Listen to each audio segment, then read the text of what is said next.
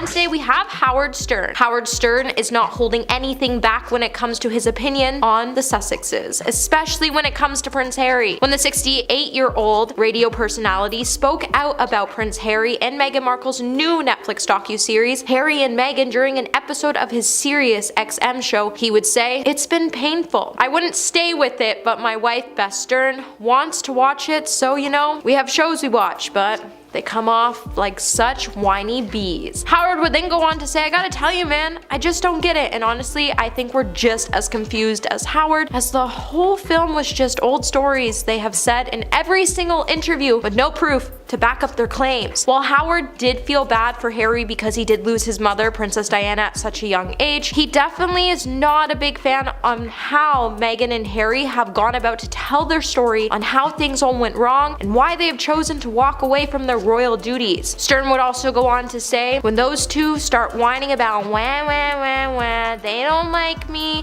and she wants to be beloved in this country, but man, oh man, you know, it's just very weird to watch two people who keep screaming, we want our privacy, we wanted the press to leave us alone, and what is their special they put on Netflix showing you them and their kids and their life? It's like the Kardashians, except boring." Number 9, Piers Morgan. Piers Morgan has made his feelings very clear on Prince Harry's latest tell-all interviews, calling them delusional, paranoid, and pathetic. This would come after Harry spoke with ITV, Tom Bradby, and CNN's Anderson Cooper on Sunday night about the revelations in his new autobiography, Spare. The book, officially launched on Tuesday, would reveal a number of revelations, like the time William and Harry had a confrontation over Meghan, and William pushed Harry to the ground. When Harry sat down with ITV on Sunday after the interview, Piers was definitely not impressed, and he would head to Twitter to say, "Never seen an unhappier happy man in my life. Prince Harry's bitter, delusional, paranoid, family trashing, half-wit exposing and exploiting the royals' most personal secrets for gazillions, while it's wanging on with jaw-dropping hypocrisy about media intrusion. He's pathetic." With Harry speaking to Bradby about his current relationship with the royal family in his upcoming book release, when he was asked whether he was looking back too much, Harry would say, "We always knew that these two projects, both the Netflix documentary and the book, one being our story and one very much being my story, they were look-back projects, and I'm sure once Piers finishes reading his book, he's only gonna have a lot more to say about Harry's story." Hey my little peaches, are you liking this video so far? If so, don't forget to give it a thumbs up and subscribe to the channel. Coming at number 8, we have Dan Wootton. Dan Wootton has had enough of Harry's deranged campaign against media devils in the royals, as he believed Harry is trying to destroy Charles, Camilla, and William over leaks and briefings. In a column posted to the Daily Mail, Dan would say that the fairy tale goes that this selfish couple were forced to smash relations with the British royal relatives and flee the country because of a vicious briefing campaign launched against them, even seeing the press conspire with the institution and senior members of the royal family to drive out such a popular pair, and that the narrative was actually really deranged. Dan would also go on to note that the story was invented and designed by sniveling Harry and fake Meghan to avoid taking any of their own behavior, including credible claims of bullying against staff by the American diva. At the end of the article, Dan would then note that enough is enough, and it's time for the woke media to stop giving the Duke of Sussex an easy ride and realize that the damage he is causing to democracy with his falsehoods, distortion, and deranged attacks designed to cause further damage to freedom of the press in Britain. Number 7, Candace Owens. Candace Owens has finally entered the chat, and it was kind of shocking to see what she had to say about the revelations in Prince Harry's new memoir, Spare. The controversial political commentator decided to weigh in on Harry's new memoir, in which the Duke of Sussex has made some major bombshell remarks about the tension between him and the British royal family. On Sunday, after Harry's interview with ITV, Candace would head to her Instagram account to say, "Meghan putting pregnancy tests next to locks of Prince Diana's hair, plus asking for private moments at Diana's gravesite to speak to her, are not things to laugh at. Instead of laughing laughing, Candace would call Meghan's behavior terrifyingly psychopathic and manipulative actions. Candace would then go on to conclude that Meghan is dangerous before noting through a hashtag that the Duke of Sussex has gone mad. Candace was referring to Harry's claim in the book that he and his brother Prince William each have a lock of their mother's hair, which is cut from her head by her sister shortly after her passing. Number 6. Jason Williamson. Jason Williamson has gone the extra mile when it came to showing his dislike of Prince Harry when he wrote a scathing open letter that was published in Britain's most left-wing newspaper. When Jason decided to vent after learning that Harry was due to visit Nottingham, hometown, alongside of Meghan Markle for their first joint official engagement, the pair headed to the city to witness various charity initiatives in action. But it seems fair to say that Williamson wasn't feeling particularly charitable in his response. The outspoken frontman described Harry's engagement to Meghan in The Guardian as being heinously over-publicized and continued to bring up dark tendencies of Harry's ancestors and referred to him and his family as both being psychopaths and monsters. He would then conclude, "We are apologists, never-ending apologists, who will gush at Harry's perceived interest in the youth program he is currently involved with in the St. Anne's area. He doesn't give a toss about those people. This only serves to strengthen his family's position as relevant and merciful." He would then proceed to say, "Go home, Rambo. Nottingham doesn't need you." Number 5. Christy Allsop. Location presenter Christy Allsop took to Twitter on Sunday to slam both Prince Harry and Meghan Markle. Following Harry's latest interview with ITV, the Duke of Sussex defended his explosive new memoir, Spare, during a talk with presenter Tom Bradby at his California home. After watching the interview, Christy would be left feeling entirely unimpressed with how Prince Harry came across and questioned his true intentions behind releasing the book. And she would say, "So they're in bed with the devil, but Harry's just chatting to Tom Bradby on primetime ITV for what?" Soon after her first initial tweet, she would then tweet, "What work? Your book?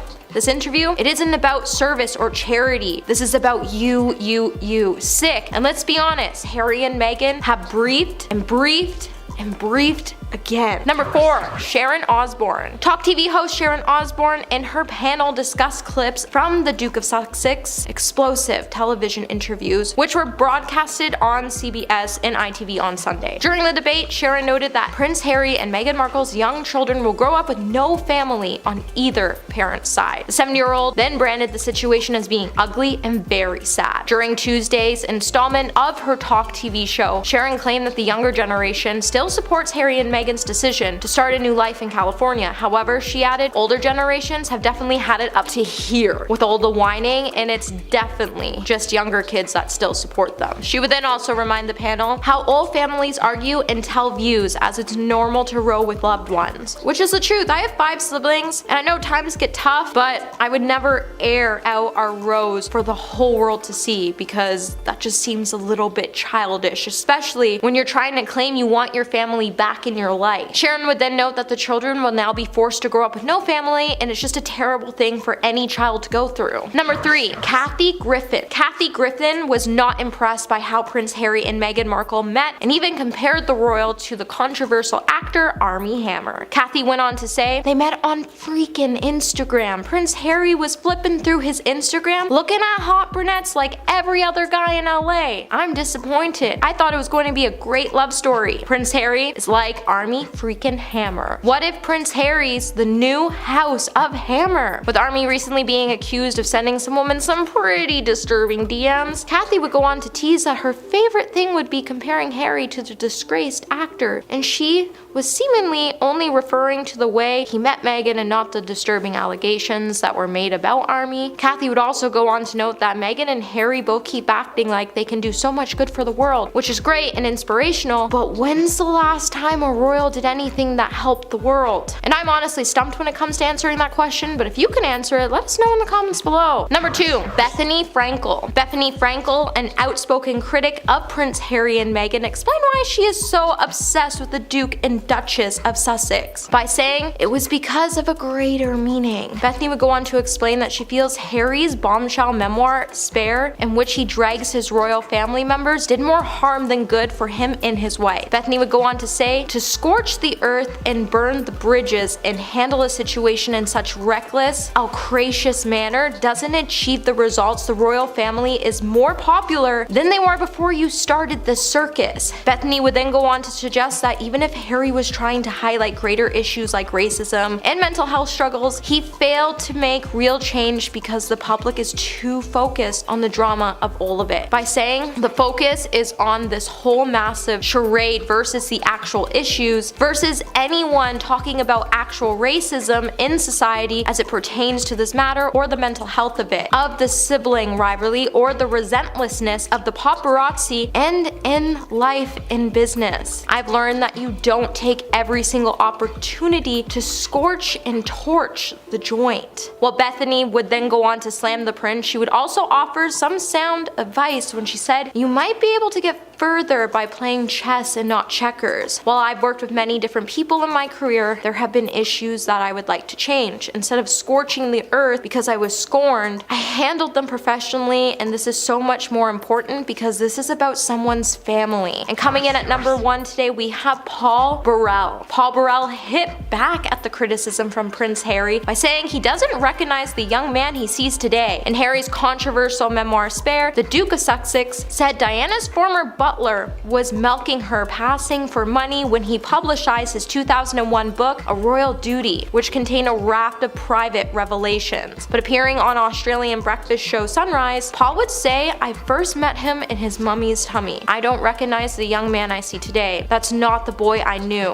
What I see now is an angry, petulant, privileged prince who is consistently blaming other people and not taking accountability for his own part." Speaking from his home in Florida, Paul would then go on to know that the Duke has changed fundamentally and that his mother would be appalled. She would be angry at these personal, vindictive revelations, which don't just undermine Harry but his country, his family, and the institution, which his mother was very proud of, and his late grandmother's legacy. Paul then went on to blame Harry's wife Meghan for the Duke's vindictive behavior, claiming she was the one driving him behind the scenes. At number 10 is Trisha Paytas. Paytas, also known for her YouTube handle Blonde Sundoll for MJ, has been on the YouTube platform for 16 years, making appearances on Celebrity Big Brother and in multiple films, as well as being in the adult entertainment industry. Paytas is widely known for her chaotic and messy videos, at one point identifying as a chicken nugget and claiming her unborn child was the reincarnation of Queen Elizabeth. Paytas and Ballinger have a modest history, being described as friendly and having worked together in a few creative projects. As Colleen's past behavior came to light, it also came out that Ballinger had watched and made fun of Paytas' X-rated content with young fans. Although Paytas has taken a step back from addressing everything people say about her on the internet, she felt that this situation warranted comment, and the video she posted about it was a shift from her usual tone, prompting Twitter user Matt Martin on Twitter to write, "You know you've messed up big time when Trisha Paytas is the voice of calm and reason in the situation." In a YouTube video posted to Paytas' channel called Colleen Ballinger, she mentions that she had no idea about Ballinger's behavior and holds a very firm stance against speaking to anyone underage, platonic or otherwise, due to her own trauma of being taken advantage of when she was younger. Trish also says that if she had been aware, she would have never collaborated with her creatively or pursued a friendship. Trish goes on to say that although she believes people can grow from their past, Colleen had obviously not taken the correct steps to do so, as she failed to even acknowledge what she was growing from in her apology video. Trish's main point in the video was pertained to information brought to her from 2 of Colleen's former fans, who told her that Colleen often hosted watch parties with underage people to view Trish's X-rated content and sometimes sent unwanted images directly to fans. Not only was Colleen discussing inappropriate content with minors, she also did so through body shaming and ridiculing Trish, whom she considered a friend and was trusted by at the time. Trish felt the need to nip this in the bud quickly and seriously, as she does not condone such behavior, as it is a crime to share such content with minors. People on Twitter have been respecting Trish for being extremely steady and focused, understanding the heart of the matter, and explaining her feelings of betrayal quite eloquently. At number 9 is Howie Mandel. Mandel, the American Idol host and stand-up comedian, spoke out about Colleen in the most suitable way possible, a joke. He posted a video on TikTok with the caption,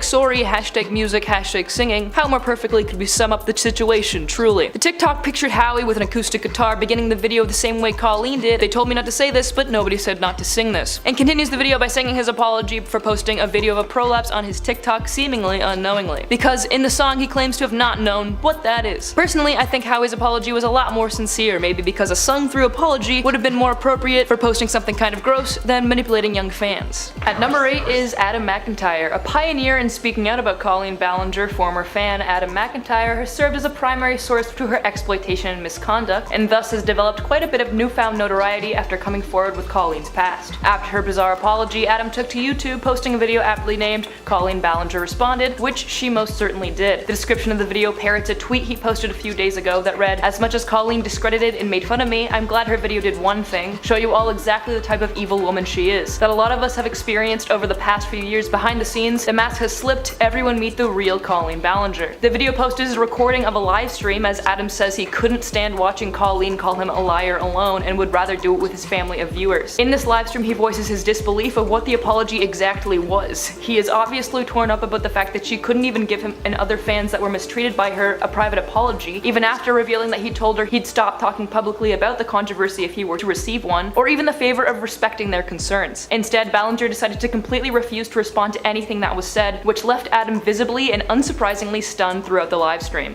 Coming in at number 7 is Jeffree Star. The beauty guru, YouTube vlogger, and former singer's past is absolutely not scot-free. In fact, his entire career up to this point barely leans towards a successful makeup brand, but instead has been built upon controversies of being ableist, racist, alongside his own allegations of assault. And these instances barely scratch the surface of what Star has been capable of doing in his 16-year career. But I guess this gives him jurisdiction to call out Colleen's behavior because he sure is well versed in being problematic. On a TikTok livestream with fellow YouTubers Rich Lux and Eugenia Cooney, he discussed Ballinger's presence online. Although he says he doesn't read drama online anymore, he felt the need to say that he never met her, never followed her, and never gave a damn about her. He added that he is horrified and shocked by the things he's seen about her, mentioning that she is a sick person, reiterating again that he is not a fan. Nothing we haven't already heard, but I'm glad we now have Jeffree's take on the situation. At number 6 we have H3H3's own Ethan Klein. The podcast host, clothing brand entrepreneur, and YouTube vlogger offered a snide comparison between Colleen and another nefarious YouTuber. Although Klein just went public with his decision to go on a 3-week hiatus, which some have speculated to be the reason why Colleen decided to post her apology when she did, he couldn't help himself from saying something. So I guess her effort not to receive his reaction was in vain. In a quote tweet replying to Pop Crave, which is Colleen's now infamous quote, "The only thing I've ever groomed is my 2 Persian cats," which is in context to the grooming allegations, a really stupid joke, Ethan replied with a picture of the already cancelled YouTuber Shane Dawson and his cat Cheeto. The Shane Dawson cat situation was one that takes Colleen's quote pretty literally, and I won't get into specifics, but Shane sure did in a 2015 podcast where he reveals that he did some pretty messed up stuff to his cat when he was 19. The audio from the podcast resurfaced a few years later, which caused people to, unsurprisingly, start questioning Shane about his past actions, to which he replied with a 4-part Twitter thread disputing that his words were simply a joke. In our number 5 spot we have YouTuber and musician Emma Blackery. Blackery took the YouTube trending page by storm in 2013 when she released her ukulele track entitled My Thoughts on Google+,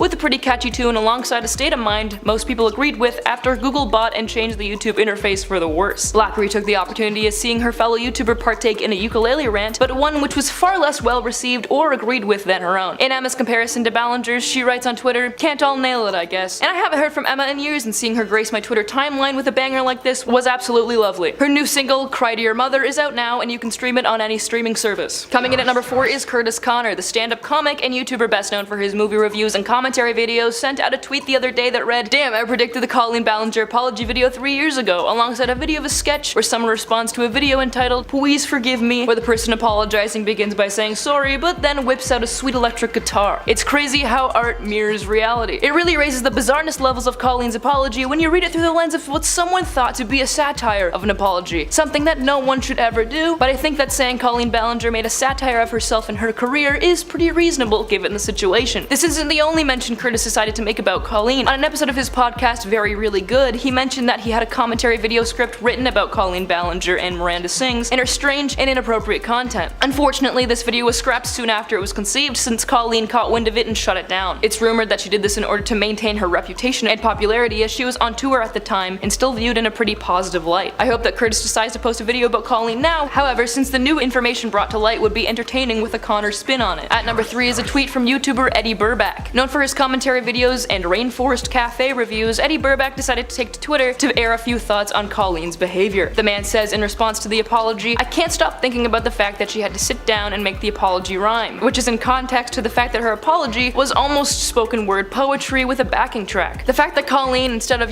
addressing her allegations promptly and seriously, or perhaps sending private apologies to the fans that spoke out against her, decided to run with some Dr. Seuss mischief. Eddie also tweeted that the next YouTuber to do something awful should play the trombone to top this, which, listen, at this point, celebrity apology videos are becoming a bit boring and mundane. I think soon, YouTubers may have to start one-upping each other in order to get views, with things like talent instead of tears. Our runner-up is Colleen Ballinger's ex-husband ex-husband Joshua Evans. Lead vocalist of the band The Cat's Pajamas and YouTube personality, Josh Evans was married to Ballinger from 2015 to 2016. Within that year, the duo posted many videos together, including one called My Wife Put Her Hand Down My Pants, which is pretty self-explanatory. The video depicts Ballinger supposedly putting his hand down his pants while he tells her to stop and is visibly uncomfortable. The situation is incredibly disconcerting considering the allegations that have just come to light. Josh has come forward with other issues in their relationship and Colleen's blatant lack of respect for his consent, and Ballinger herself admitted to making her ex-husband uncomfortable, including touching his butt simply because he doesn't want her to. Josh offered a first-hand experience of who Colleen truly is after the backlash in her subsequent anti-apology, tweeting, "This behavior was my reality anytime I spoke up and disagreed with her actions and rhetoric during 2009 to 2016. I was gaslit too. I was made to feel like I was always the problem. Any pain I felt was an inconvenience and was belittled. Every ounce of what you're feeling, I understand." I'm really glad he's decided to come forward with this and feel as though he does not have to keep this a secret any longer. And coming in at our #1 spot is Mr. Beast, the most popular creator on the YouTube platform, creating videos that center wacky challenges while flaunting and curing blindness, has unsurprisingly offered his insight towards the disgraced Colleen Ballinger. Although the two have never met, he felt it was needed for him to come public with his opinion of the comedian, as the two both cater to a younger audience. Beast says that Colleen and her channel had always been filled with toxic content that was not suitable for children, as it was simply bogging down the minds of the youth. He followed this up by saying that his content was on an entirely different side of the spectrum than his own, as his videos didn't feature subliminally adult themes and messaging and instead just focused on lighthearted topics, extravagance, and pure entertainment. Starting off our list today in the number 10 spot, we have Miley Cyrus. Miley Cyrus has finally broken her silence on Hailey Bieber in her unhealthy obsession with Selena Gomez. And with it, she's pretty much explained why she's never trusted Hailey even though they've been friends since childhood. It seems like Miley has finally had enough of Hailey making fun of her best friend Selena, and she is exposing Hailey for how awful she really is. In an interview, Miley would note that she just can't stand the victimizing anymore and all the stories that are coming with it. Miley has wasted no time when it comes to blasting Hailey and her friend Kendall Jenner, to the point when Miley ran into Kendall backstage of a Versace fashion show, she got into a confrontation with Kendall, and the confrontation reportedly got so heated that Kendall began to cry hysterically, and some eyewitnesses also claim that Miley told Kendall to tell both Hailey and Kylie to get ready because she was coming for them too. And if I were them, I'd probably be running for the hills right now, because to be on Miley's bad side right now is actually such a scary thought to think about. Number 9. Taylor Swift. I think we can all agree that we adore Taylor Swift's and Selena Gomez's friendship, as through thick and thin, these girls are always with each other and they always have each other's back. With a lot of girls portraying both girls for clout, they have come to the conclusion that they only have each other, and at the end of the day, that's why we see them always standing up for each other. And one quick move, it appears as Taylor Swift is finally unfollowing Hailey on Instagram because of all the things happening. With both Taylor and Selena not taking any of the diss videos so seriously, we all know they're contacting each other and talking about how these girls are all acting ridiculous. And with it, Taylor has come out to slam Hailey for fat shaming Selena Gomez by pointing out that Hailey is just insecure about Selena and Justin's relationship, and that's why she's acting out with such a mean girl persona. Number 8. Selena Gomez. Despite Selena dealing with unnecessary commentary about her body, despite her fluctuating weight because of it being a byproduct of her ongoing battle with lupus, when Hailey decided to throw the white flag away and diss Selena Gomez one last time by uploading a TikTok video of herself lip syncing along with her friends to an audio clip of someone saying, "I'm not saying she deserved it, but God's timing is always right." Fans were quick to assume that the shady post was about Selena being body shamed for a bikini pic that made headlines around the same time. And when Hailey went on to delete the video, just proved that all of our speculation was right. When fans started to beg Selena to tell the star off and her friends for bullying her, Selena commented back by saying it was okay because she didn't let these sort of things get to her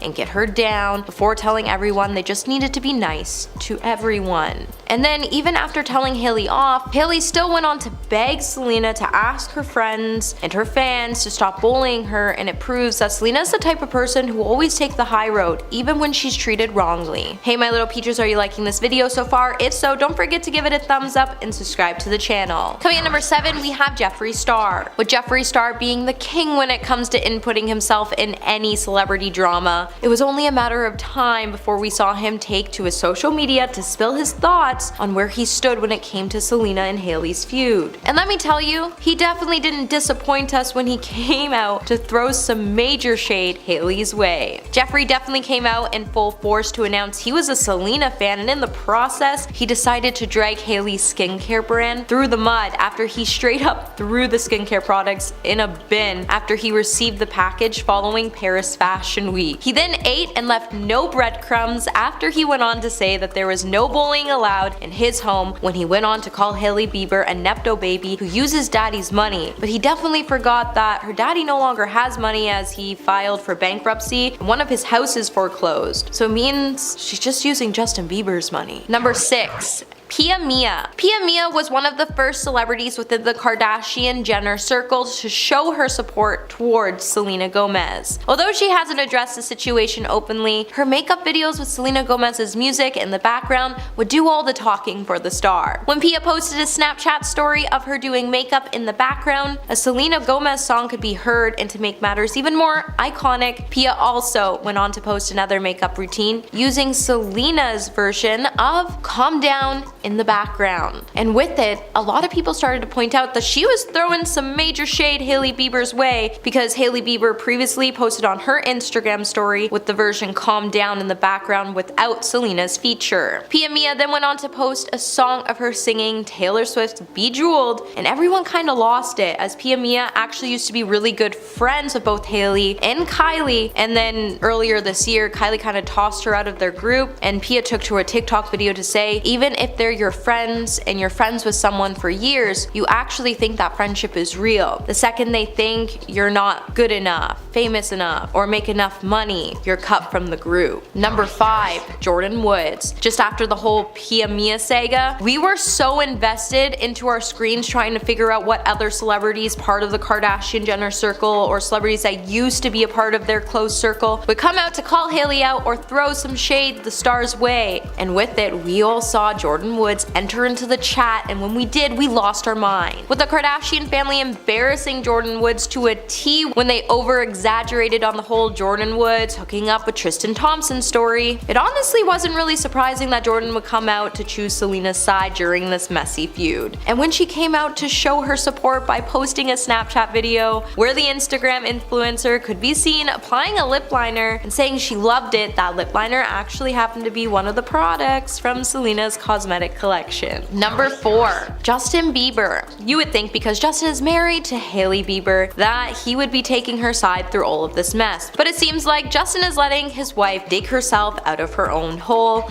and with it a lot of rumors are trickling down the grapevine, and it seems like there's trouble in paradise as Justin is completely upset with Hailey's actions, especially after he begged the star not to be friends with Selena in the first place, you know, when they waved their white flag a couple months ago, as he knew something like this was going to happen. And with Justin's sisters and mother also seemingly taking Selena's side, it makes you wonder what kind of conversations the family is going to have during Easter dinner, or if Hailey is going to be invited to the Bieber family outings going forward. What makes things even more interesting is that apparently Justin even sent Selena flowers back in 2022 for the SAG Awards, and after that, this is when we saw Hailey start to post sneak diss videos, and we only just realized after the Jenner sisters jumped into all of the fun. Oh, to be a fly on the wall in the family Bieber group chat. Number 3. Lady Gaga. Leave it to Lady Gaga to prove that she's just as beautiful on the inside as she is on the outside. With Lady Gaga being one of many celebrities that has come out to support Selena Gomez in her TikTok video where Selena showed that she accidentally over-laminated her eyebrows, when Selena went on to compare herself to Bella Hadid, saying she wished she was as beautiful as the model, just in the height of Hailey Bieber and Kylie Jenner making fun of the model by posting photos of their eyebrows. Just as Selena was pleading for everyone to stay kind before she deleted her social media accounts to take a break, Lady Gaga would jump into the drama by choosing Selena's side, and in the process she would even show the singer her love and support by telling Selena, "You look and you are beautiful inside and out, and one of my favorite ladies alive." And just like that, it would remind Selena that she can't help the fact that she was born this way and that she deserves nothing but happiness, love, and support. Number 2. Jennifer Stone. It's not really shocking to see Jennifer Stone come out to support Selena through all of this mess, as let's let's face it, they were on Wizards of Waverly Place together, and in the show, Jennifer played Selena's best friend, and with her support, it would go on to show that Harper and Alex were just as good friends on the show as Selena and Jennifer are good friends off the show. And in a 6-second TikTok video posted to Jennifer's account, Jennifer would lip sync over an audio that was originally said by actress Jamie Lee Curtis telling people to keep their mouths shut. In the video, we would see Jennifer lip sync over Jamie's words when she said, "People should shut the F up, back the F off, and let this woman shine her light." And if the post couldn't get any more iconic, Jennifer even went on to caption her post by saying, "When people try to mess with my people," and it included various hashtags like hashtag back off. So think about that next time you want to mess with one of Jennifer Stone's friends. And coming in at number 1 today, we have Patty, aka Justin's mom. So when Patty, aka Justin's mom, entered into all of the drama, let me tell you, her input has been a bit murky at best, but it's clear that out of everyone's side, she is clearly supporting Selena Gomez's. And in the process, it probably has Hailey Bieber icing her burn. So when fans started calling out Justin's mom for apparently liking and unliking a tweet from Popbase, where in it Selena would announce that she would be taking a break from her TikTok account after the whole eyebrow and Hailey Bieber situation, Patty would then head over to her Twitter account to say, "Hate is ugly, don't be ugly." And she did it without any context or tags, but if you take my opinion, I genuinely believe out of all this takeaway, she was supporting her son's long-term ex. And maybe that's because she believes Justin always should have ended up with her, but who knows. Number 10, Britney Spears. After appearing on Carpool Karaoke with James Corden, Britney confessed that it was not as fun as it seemed. In fact, she claimed that it was extremely awkward. Apparently, James was being manipulative towards her because she specifically asked him not to play Hit Me Baby One More Time, which he ended up doing multiple times. He even wore a costume that was exactly like the one from the music video. Of course, Britney did her best to play along, but it turns out that she was a little uncomfortable with everything that was happening in the car. While speaking to a radio station about the experience, she said, "It was a little awkward, like driving by grocery stores. People walk by and there are like 18 cameras around us. This is just so awkward." Carpool Karaoke was one of the most popular segments of the show, but James ended up getting a lot of backlash when people found out that he wasn't actually driving. In January of 2020, one fan spotted him filming an episode with Justin Bieber, and he posted the video to Twitter. Rather than being on the road, James's black SUV was being towed by a tow truck and he was pretending to drive it. This called the whole show into question. The fact that it might have been staged made it seem artificial, and it took a lot of the fun out of it. Number 9, Patrick Stewart. A clip from the 2010 Glamour Awards has resurfaced recently, and it shows Patrick Stewart obliterating James Corden on stage. It's the definition of public humiliation. The two of them were presenting an award together when Stewart suddenly decided to call him out for his disinterested attitude towards the ceremony. He said, "When the presenters are up here and when the recipients are receiving their awards, don't stand at the back of the stage with your hands in your pockets, looking around as though you wished you were anywhere but here." At that moment, James was super caught off guard, and so was everyone else in the audience. He was obviously embarrassed, and so he shot back with a remark. He said, "If I looked like that, I'm so sorry, but when you come up and present an award, just effing get on with it." Both of them should have moved on from there, but it somehow got even cringier when Stewart decided to make fun of Corden's weight. He said, "From where I was sitting, I can see your belly, and that was over there at the back of the room." The spat continued back and forth for a few minutes, but it was just so uncomfortable to watch, it felt more like hours. Number 8, Bill Maher. This late night feud started in 2019 when Bill used a segment of his show to discuss high obesity rates in the US. He felt that the solution was to bring back fat shaming because in his opinion, shame is the first step in reform. A few days later, James hit back at his remarks on the Late Late Show. He said, "So I was sat at home and I'm watching this and all I could think of was like, oh man, someone needs to say something about this. If only there was someone with a platform who knew what it was actually like to be overweight. And then I realized, oh, that will be me." James reminded him that fat shaming was still alive and well and said there's a common and insulting misconception that fat people are stupid and lazy, and they're not. After being called out, Bill went on the Joe Rogan podcast and doubled down on his comments about obesity being a health issue. He said, "You can't keep eating as much as you want and as much stuff as you want and expect us to cover the bill." He also felt that James had missed a great opportunity to literally save lives, and said that he took the easy way out by criticizing him instead of talking about solutions. Number 7, Ricky Gervais.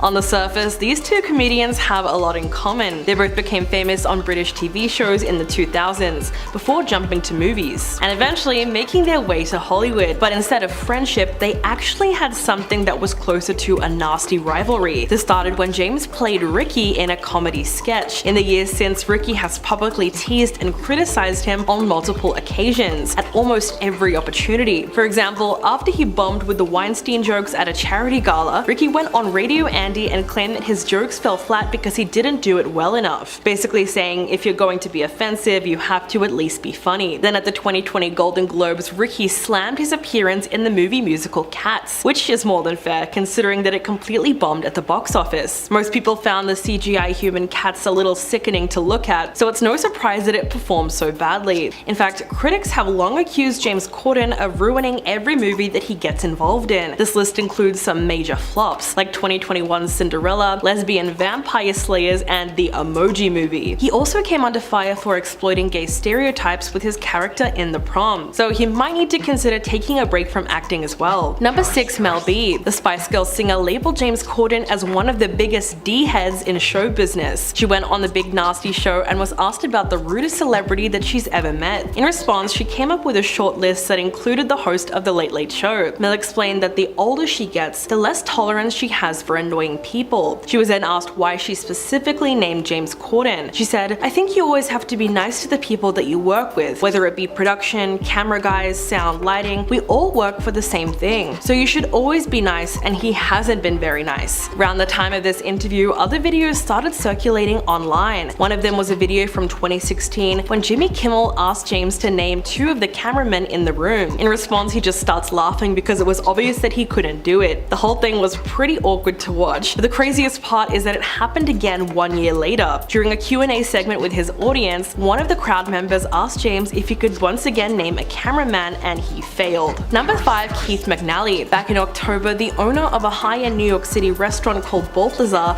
made a viral Instagram post blasting James Corden for his horrible behavior towards staff. He called him a tiny cretin of a man and the worst customer to his servers since the restaurant opened 25 years ago. He claimed that in one instance, James demanded 2 free rounds of drinks for him and his friends after he presented a hair that was supposedly found on his food. He said, "Get us another round of drinks this second. Also, take care of all our drinks so far. This way I won't write any nasty reviews on Yelp." So he basically threatened to ruin the restaurant's reputation with his fame and influence. On another occasion, he is said to have flipped out when an egg yolk omelet that his wife had ordered was found to have a little egg white in it. He allegedly went ballistic. According to the owner, James was so awful that he felt compelled to out him publicly and ban him from the restaurant, something that is very rarely done in high-end establishments. Amidst a growing controversy, James eventually addressed the incident on The Late Late Show, but he never fully took responsibility for his behavior. Number 4, Rose McGowan. In 2017, during the dawn of the Me Too movement, James made a series of tasteless jokes about a certain disgraced film producer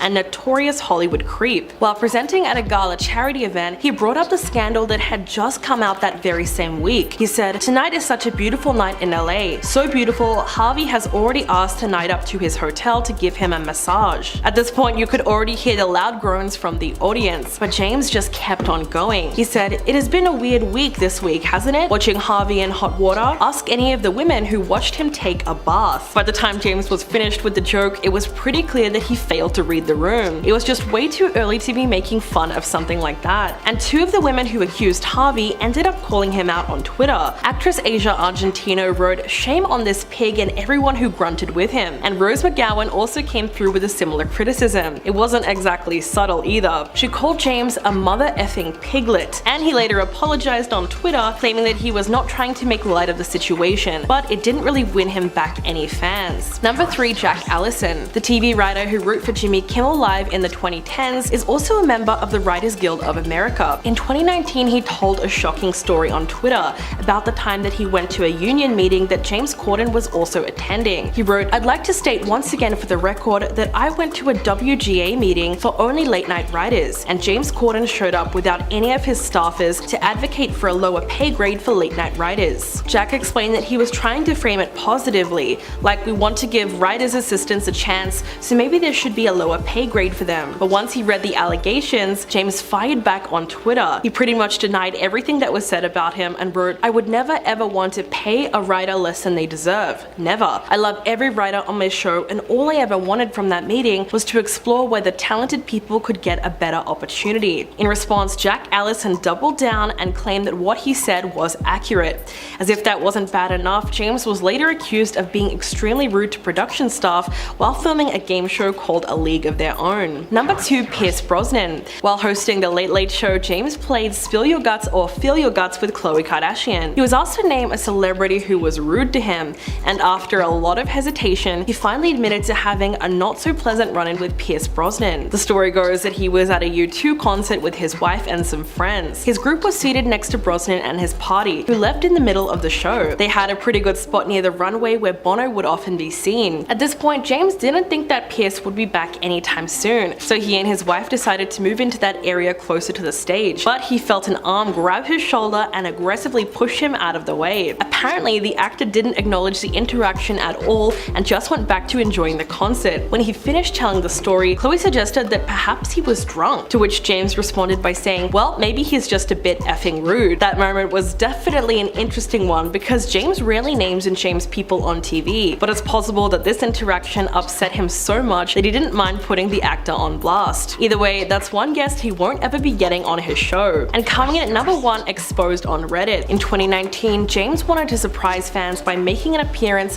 on Reddit's infamous Ask Me Anything thread, all to promote a special edition of his show. But the plan massively backfired when people started flooding the thread talking about all the horrible experiences that they've had meeting him in real life. In the end, James was only able to answer 3 questions before he dipped, probably because the truth was coming out about him and he was getting brutally roasted. One viral post said, "Hey James, you won't remember me, but me and my friends sat at a table next to you and Harry Styles, plus some others in Manchurian Legends in London's Chinatown about 6 years ago. We didn't bother you, but you were a massively entitled C-word who yelled and treated the waitstaff like crap. And when one of my party politely suggested you calm down, you got really aggressive and threatening." Now, if you thought that was bad, there was also another viral Reddit post made by a person who was traveling with James Corden on a London flight. Apparently, the entire plane witnessed his wife struggling to take care of their baby while James was sound asleep in the seat right next to her. In fact, he was so uninvolved that for a long time, people didn't even realize that they were together. Coming in at number 10, the first celebrity will be Martin Short. Now, Martin Short, who was interviewed alongside whoever, isn't a recent call out. In fact, not many celebrities have negative things to say about Fallon currently amidst all the controversy. Rather, when they have had things to say to the man, they all tend to do it in the moment, as will be evident by many of the circumstances on this list. However, following the reports that Fallon allegedly created an ugly environment behind the scenes on The Tonight Show, a resurfaced clip of Martin Short calling him out for being fake started making the rounds on Twitter. And I gotta say, Martin went in, telling Jimmy, "This is the great show on television because there is no host in late night that pretends to care the way that you do." While Jimmy awkwardly laughs and thanks him, Martin continues to say, "I mean, no one captures phoniness the way you do. It's a gift." Steve Martin decided to chip in since he was the other guy at the interview, adding, "Yeah, when I'm at home watching the show, which is rare, I think for somebody who does a certain substance, your teeth look great." And because the two hadn't dug Jimmy enough, Short adds in the finishing touch of, "You prove that tall, handsome white men can make it in show business." You may be wondering, did Fallon prompt this roast in any way? Actually, no. The interview with the two men only makes it 45 seconds in before they start going off on him, which is why Jimmy kinda awkwardly sits there and takes it. Number 9 will be Tina Fey. Kind of. Again, she's not really calling him out, but similar to the Martin clip, an excerpt of her 2011 memoir Bossy Pants is going viral thanks to New Yorker editor Aaron Overby, who tweeted it alongside a caption that Fey had Fallon dead to rights. In what's described as one in a series of love letters to her best friend Amy Poehler in the book, Tina describes a situation for early in Amy's career on SNL, which started in early September of 2001. Amy and a team of writers were doing a read-through of an upcoming bit, shooting off ideas, and Amy, as Tina describes, was doing some nonsense with Seth Meyers and did something vulgar as a joke that was dirty, loud, and unladylike. Fallon, who as Faye mentioned was the star of the show at the time, took offense to it. Apparently trying to lighten up how he delivered his criticism, he decided to deliver it in a faux squeamish voice saying, "Stop that, it's not cute, I don't like it," some shit like that. Amy apparently picked up on the fact he was actually bothered under his attempt to be funny about the complaint, and Tina described that she stopped, went black in the eyes for a second, and responded, "I don't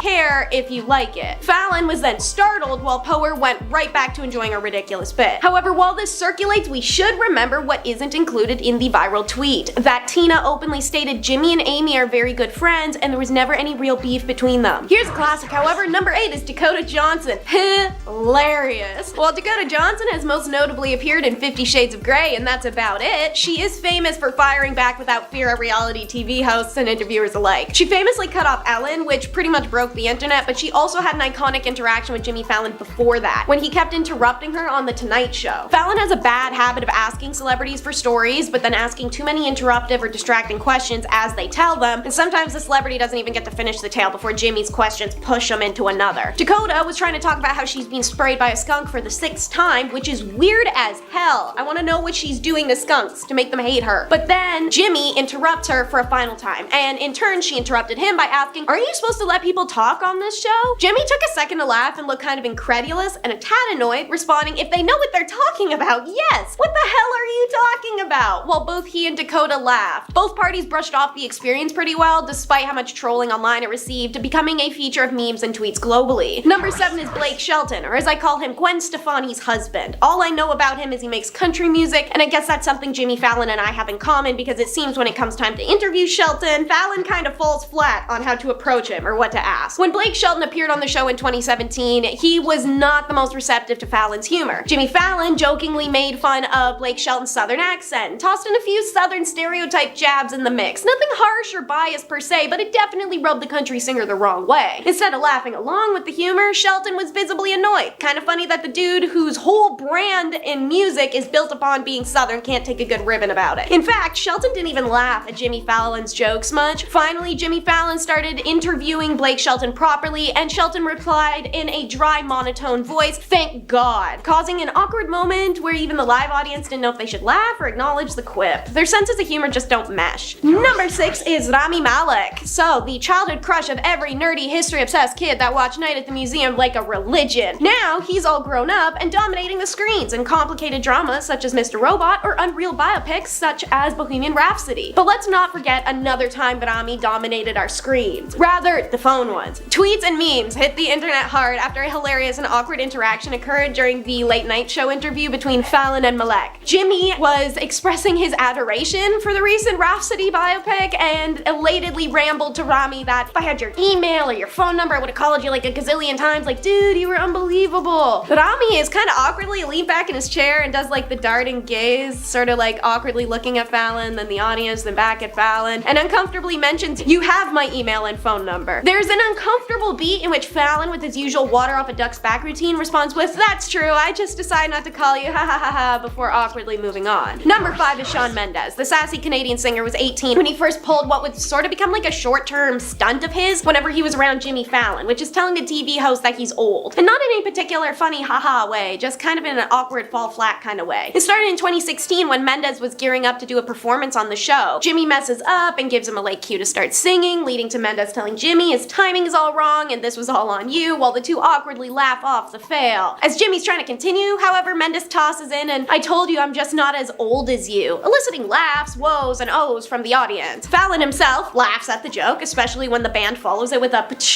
or rim shot, and Jimmy manages to work with that first insult, replying, "Son, don't talk back to your father like that, don't talk back to your dad like that, go to your room right now." Mendes, however, doesn't take the cue to kind of back off and keep doing their actual bit that's planned, and awkwardly keeps rolling with his roast of the host. It doesn't mean "you don't look old, you're fine, you just are old, I'm just very young." It seemed to be the last of it, but only a few minutes later when Fallon comments, "That is a hit song right there," in regards to Mendes singing of a tweet, he abruptly tells Fallon, again, no context, "You sound like my grandfather," which goes ignored and uncomfortable by the audience and Fallon. Number 4, John Oliver.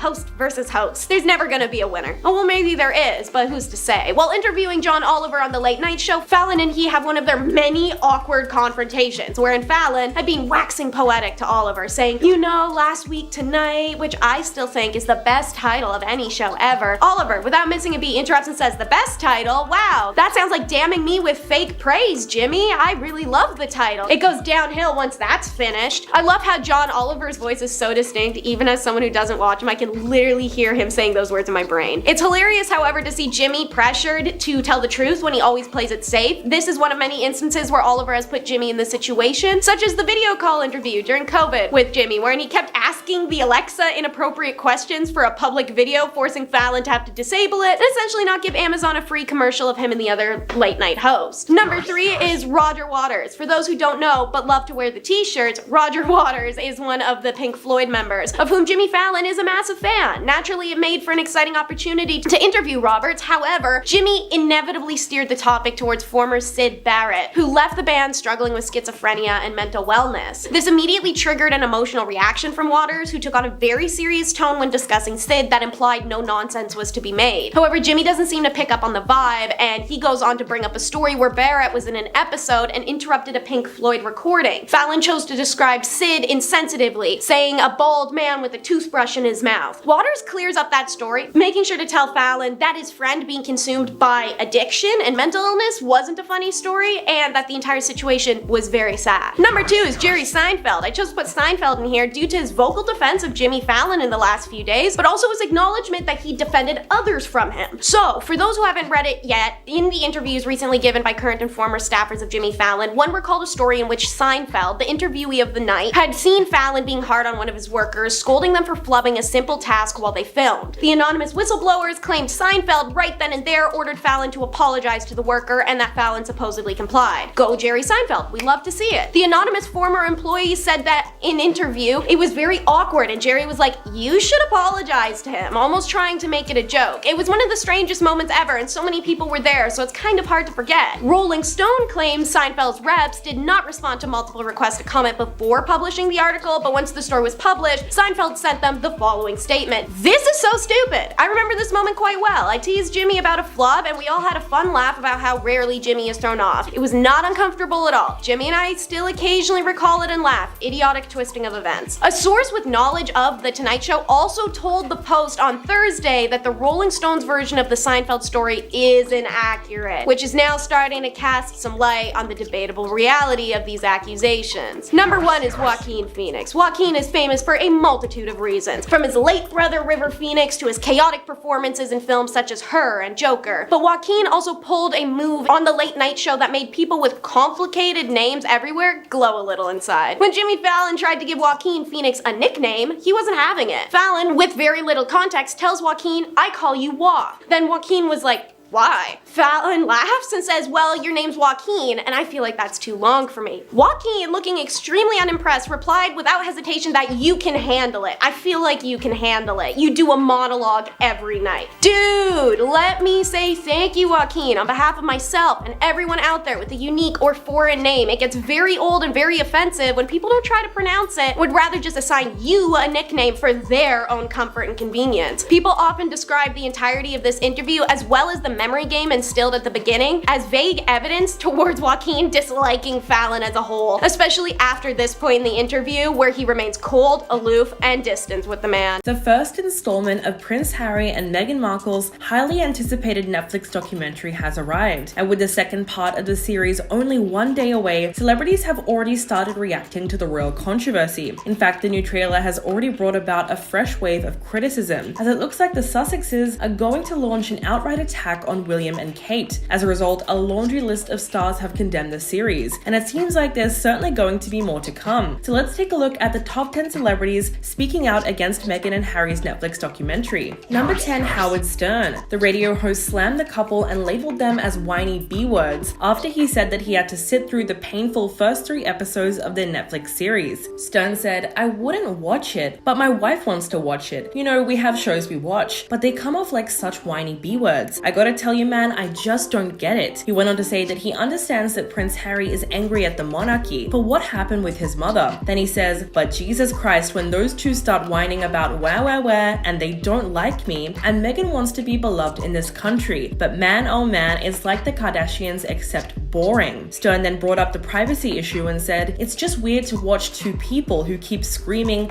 we want our privacy, we wanted the press to leave us alone, and then what is there special that they put out on Netflix showing you them and their kids and their life. Funnily enough, this is one of the main criticisms that the couple seem to be getting. So much so that they have now had to release a statement through their press secretary saying that they never wanted privacy in the first place, claiming that very narrative was intended to trap them into silence. So apparently, their decision to step back never had anything to do with wanting to be out of the spotlight. Number 9, Kathy Griffin. The comedian made it clear that she was not exactly impressed by the way Meghan and Harry described the way they met in the new Netflix series. Kathy said, "They met on freaking Instagram. Prince Harry was just flipping through Instagram looking for a hot brunette like every other guy in LA." Then she said something pretty shocking. She jokingly compared Harry to Armie Hammer, who has recently been embroiled in allegations. Kathy said, "I'm disappointed. I thought this was going to be a great love story. Prince Harry's like Armie freaking Hammer. What if Prince Harry's the new House of Hammer?" Although she insisted that she wasn't trashing the couple, only questioning them, she went on to criticize their attitude and the British monarchy altogether. Kathy thinks that the Sussexes are acting like they can do so much good in the world, but went on to ask, when's the last time a royal did anything that helped the world? Quote, "Meghan kinda acts like she was never on Deal or No Deal. And when I say she kinda acts like, I mean they don't acknowledge it at all, which is hilarious to me. You don't think it's funny when Meghan acts like she doesn't know what hair and makeup is?" So obviously she wasn't buying Meghan's claim that she had no guidance whatsoever when she entered the royal family. Number 8, Sharon Osbourne. Following the release of the latest trailer for the second part of their Netflix docuseries, the former talk show host lashed out at Harry and Meghan, telling them to move on and get a life. Sharon appeared on Piers Morgan Uncensored, where she weighed in on their controversial new project, saying, "It was all very distasteful, Piers. I was totally bored by the whining.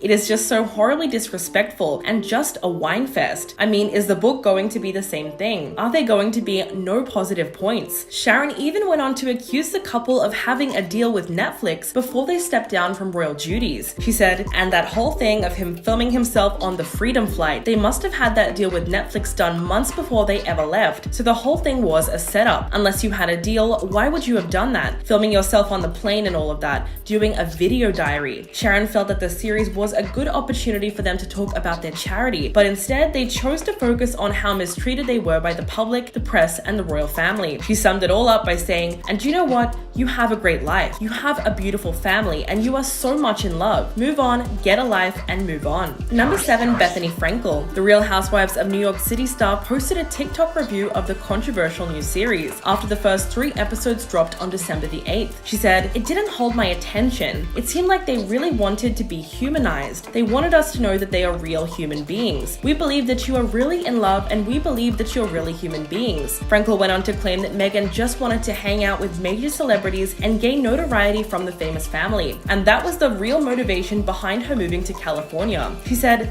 "I feel like this entire documentary was about how famous we are. It was relentless. If you are being trolled by the media, the royal family gave you the advice to say nothing because that's the advice that most very famous people are given. If you add gasoline to a fire, the fire blows up even bigger." It felt like Meghan in particular just kept wanting to tell us more. The reality star felt that the show was a major cash grab and something that Meghan and Harry decided to do because they were already causing chaos by leaving the family. Frankel also said they really wanted to push the Princess Diana aspect, the comparison, and I feel like it achieves the opposite result because Diana was there 5, 6, 7 times longer than Meghan and entered the monarchy when she was just 19. It's just not the same comparison. Number 6, Piers Morgan. Not long after Netflix released the second trailer, the presenter fired a series of tweets launching a new attack on Harry and Meghan. He wrote, "King Charles needs to strip these 2 poisonous rats of all remaining titles and ties to the royal family, and needs to do it fast before they destroy the monarchy." Piers also targeted Netflix directly after they promoted the second part of the series. He wrote, "It's not a global event, it's a weekly trashing of their families." He then made another post saying, "Imagine being the royal family, still grieving the loss of your great matriarch just a few weeks ago, and now having to endure 2 relatives who deserted the royal duty and Britain for riches in America, publicly trashing you as racist and liars after a week. It's so so disgusting. Early this week, Pierce also compared the series to Keeping Up with the Kardashians and labeled it boring. But by far the point that he's taken the most issue with was that Meghan was compared to Princess Diana, which he called sickening and said, "Having known both women, I can say with absolute certainty they have nothing in common whatsoever." What he's talking about is the moment that Harry said, "So much of what Meghan is and how she is so similar to my mom. She has the same compassion, the same empathy. She has the same confidence. She has this warmth about her." And later on he says, "The pain and suffering of women marrying into this institution, this feeding frenzy, I was terrified and I didn't want history to repeat itself." Number 5, Megyn Kelly. The former Fox News presenter appeared on GB News and criticized Meghan Markle in particular for her apparent history of lies. Kelly compared the narrative of the documentary to Meghan's past statements and said, "Look at how she lied about the cast of The Lion King, who allegedly said that when she married Harry, they celebrated in South Africa like they did when Mandela was freed. And the lie that baby Archie was almost killed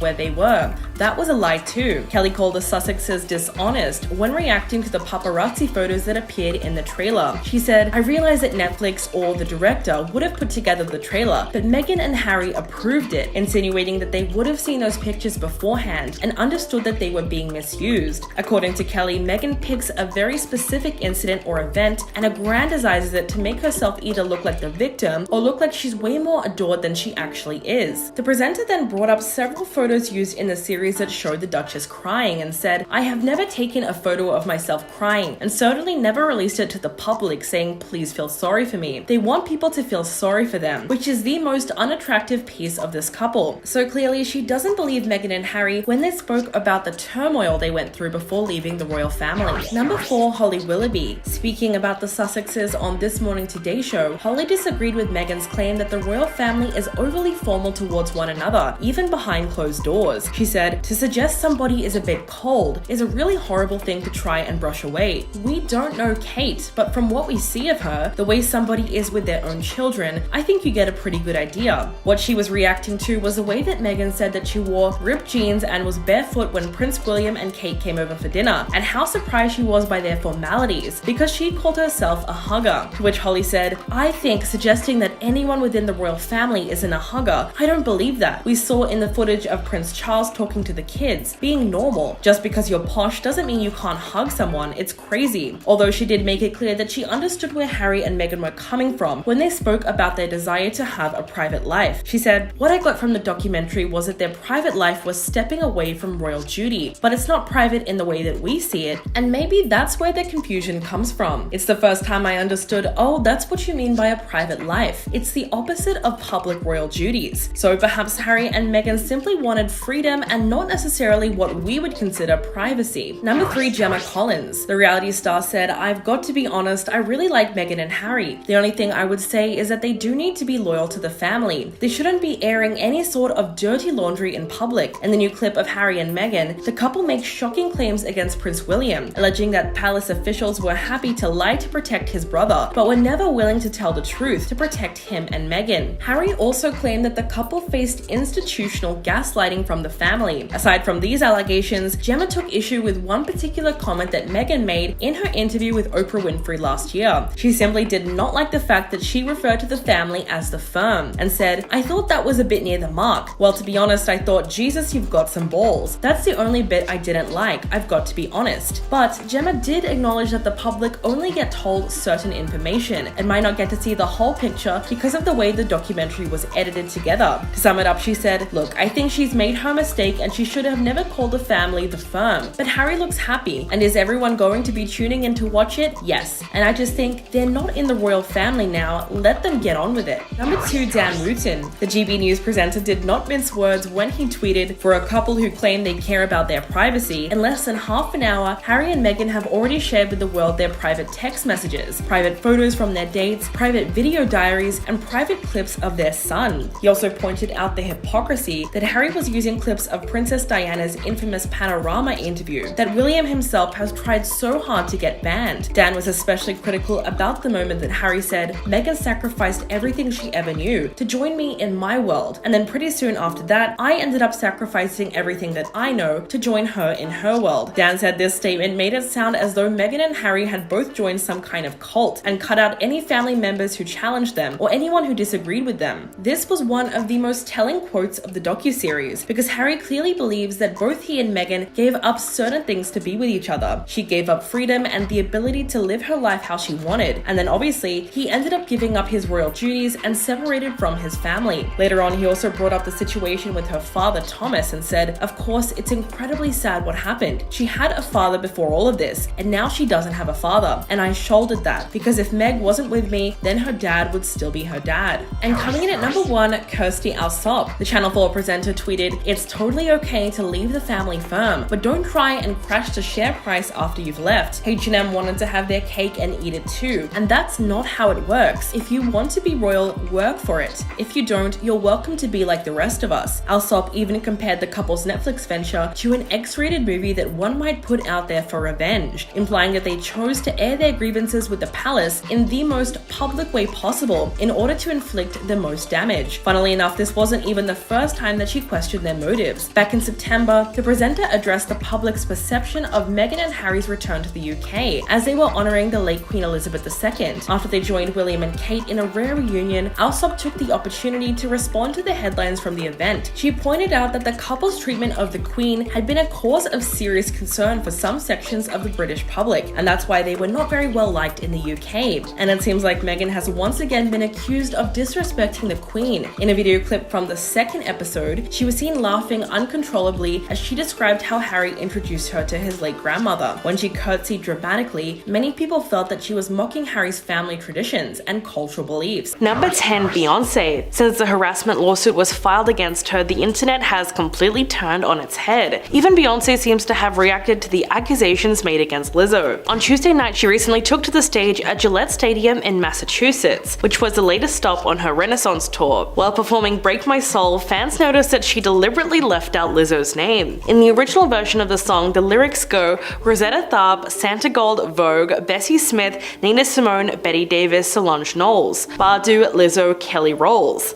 But instead of saying Lizzo's name, she replaced the lyrics with Badu Badu Badu, and fans interpreted this moment in two ways. Some saw it as Beyonce avoiding a reference to Lizzo with the lawsuit controversy going on, while others pointed out the fact that she also took off Kelly Rowland's name from the song, so it most likely wasn't down to the events of the last few days. But if she really is giving her the cold shoulder, then that would be a little crazy, considering that Lizzo has long declared her adoration for Beyonce, like when she honored her during her own acceptance speech at the 2023 Grammy Awards. But it's possible that the tide is now turning for good. Number 9, Sophia Nali Allison. The Oscar-winning filmmaker weighed in on the situation, stating that she doesn't usually do so but felt compelled to. She made a post on social media saying that she'd quit her role as a director of a Lizzo documentary back in 2019 after only 2 weeks, because she said she was treated with such disrespect by her. She wrote, "I usually don't comment on anything pop culture related, but in 2019 I traveled a bit with Lizzo to be the director of her documentary. I walked away after 2 weeks. I was treated with such disrespect by her. I witnessed how arrogant and unkind she is. I was not protected and I was thrown into a bad situation with little support.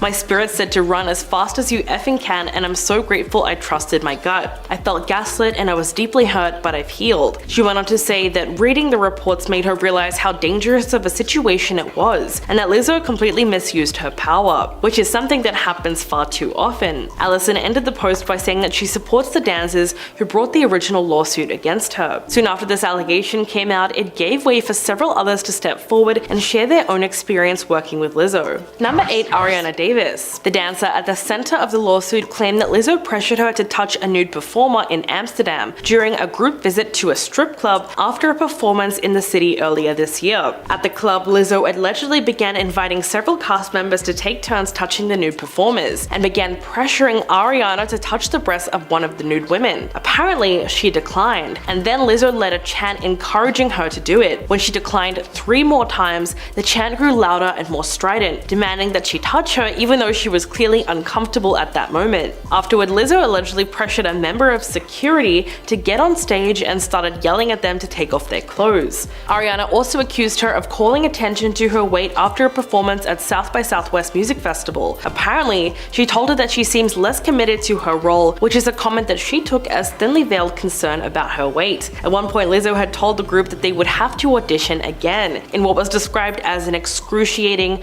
12-hour rehearsal, and if she wasn't satisfied, the dancers would be fired and then sent home. During the rehearsal, Ariana claimed that she was so fearful she'd lose her job if she even went to the bathroom that she ended up soiling her pants. So if that's not a toxic workplace, I don't know what is. Number 7. Crystal Williams. Along with Ariana Davis, Crystal Williams joined the dance team after competing on Lizzo's show called Watch Out for the Big Girls. After graduating from Sam Houston State University in 2020, Crystal sent an online submission to Lizzo's casting call. She was then cast and eventually appeared on the competition series, though her time on the show was brief. She dropped out early after immediately being selected by Lizzo as one of her backup dancers. According to the lawsuit, Crystal lost her job on April the 26th when Lizzo's tour manager fired her in a hotel lobby. This was after she spoke up at a meeting where she challenged a claim from Lizzo that the dancers were drinking before performances. Apparently, the manager said that it was all down to budget cuts, even though no one else was actually fired at this point. The lawyer for all three dancers, Ron Zambrano, released a statement saying the stunning nature of how Lizzo and her management team treated their performers seems to go against everything Lizzo stands for publicly, while privately she weight shames her dancers and demeans them in ways that are not only illegal but absolutely demoralizing. Number 6. Noelle Rodriguez. Noelle was hired as one of Lizzo's dancers in 2021 after she performed in the music video for Rumors, but she ended up resigning in early 2023 right after Crystal Williams was fired. Unlike the other two dancers, Noelle never went on Watch Out for the Big Girls. Before she worked with Lizzo, she was a background dancer in season 1 of Euphoria. She performed at last year's Oscars and danced with Beyonce at Coachella. She's even performed with Sam Smith on the Jingle Ball tour and Janet Jackson at the Billboard Music Awards, so she had quite the resume even before coming on board with Lizzo's dance team. According to the lawsuit, Noelle confronted her shortly after Crystal was fired, and after a contentious meeting where she was allegedly berating Ariana Davis. Noelle claims that she told Lizzo that she felt disrespected and then resigned from the tour. She then said that Lizzo approached her and started cracking her knuckles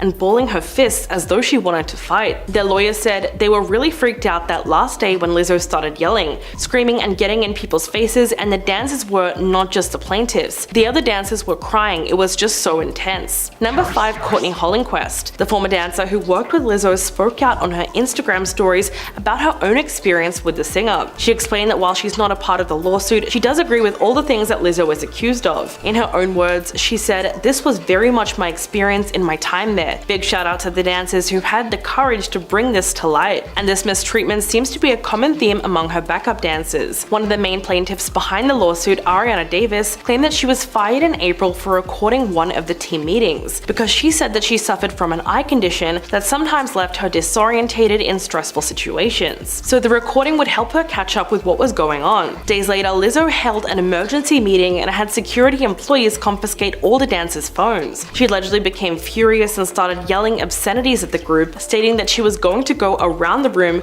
person by person until someone told her who made the recording. Ariana finally owned up to it and said that she wanted to have a copy of the performance notes. She insisted that she didn't mean any harm by it and that she would go and delete the video, to which Lizzo allegedly responded by saying, "There is nothing you can say to make me believe you." She then fired her on the spot after berating her. Number 4. Quinn Wilson. Lizzo's former creative director agreed with Courtney Hollingquest's statement. She took to social media and wrote, "I haven't been a part of that world for 3 years, for a reason. I very much applaud the dancers' courage to bring this to light, and I grieve parts of my own experience. I'd appreciate space to understand my feelings." So basically at this point, fans were really starting to notice just how many of Lizzo's former colleagues had something negative to say about working with her. What's even more is that the dancers claimed that their team captain, Charlene Quigley, made some inappropriate sexual comments while chastising members of the team who had premarital sex. They believe that Lizzo was aware of these complaints against Charlene, but she chose to ignore them. They specifically accused Charlene of proselytizing to other performers and deriding those who had premarital sex. It was also said that she publicly discussed the virginity of one of the plaintiffs, even when it was made very clear to her that they were uncomfortable with it. So clearly these accusations are extremely serious, and whether or not Lizzo knew about what was going on with her team captain is still unclear. Number 3. Grimes. The musician seemed to be on the fence about the allegations against Lizzo, though she did give her honest take on the situation. While Grimes is willing to admit some bad things things might have happened behind the scenes on Lizzo's tour, she compared it to her own experience on tour and said that she had dancers who were mistreated on her watch in ways that she didn't actually find out about until later. She went on to say, "But loyalty matters to me. Lizzo was kind to me and others for a decade before she was cool, and she checked in on me when no one cared. I've only ever seen exemplary behavior from her, especially when everyone was hating on me and she was on top of the world. There was no reason for her to check in besides to be a good person. Just my 2 cents." To those arguing that Lizzo was only nice to Grimes because she had some kind of power in the music industry, she was quick to point out that Lizzo was nice to her before she met Elon. She said this was around 2012, before anyone cared about either of them. Apparently she was even friendly with her when she was cancelled, which is probably why she wants to return the kindness. Number 2, online backlash. The reaction to this lawsuit has been absolutely chaotic. Even Lizzo's most devoted fans seem to be divided over who to believe. But the reason these allegations are getting so much attention is because they directly contradict the singer's brand of self-acceptance, inclusivity, and body positivity. Her personal brand radiates unbridled joy and unapologetic self-confidence. As a vocal supporter of fat-positive language, Lizzo has faced significant criticism and hostility online. So the revelation that she could have weight-shamed her dancers sent shockwaves through fans and media circles, because it really shows a powerful disconnect between her public persona and the behind-the-scenes music industry culture. There was also a very clear power imbalance happening because the dancers felt that they had to comply with requests that made them uncomfortable or they would risk losing their jobs, like the fact that they had to go to the strip club even though they clearly didn't want to. But there have also been some very interesting conversations happening since this news came out. One person tweeted, "Lizzo is a terrible person,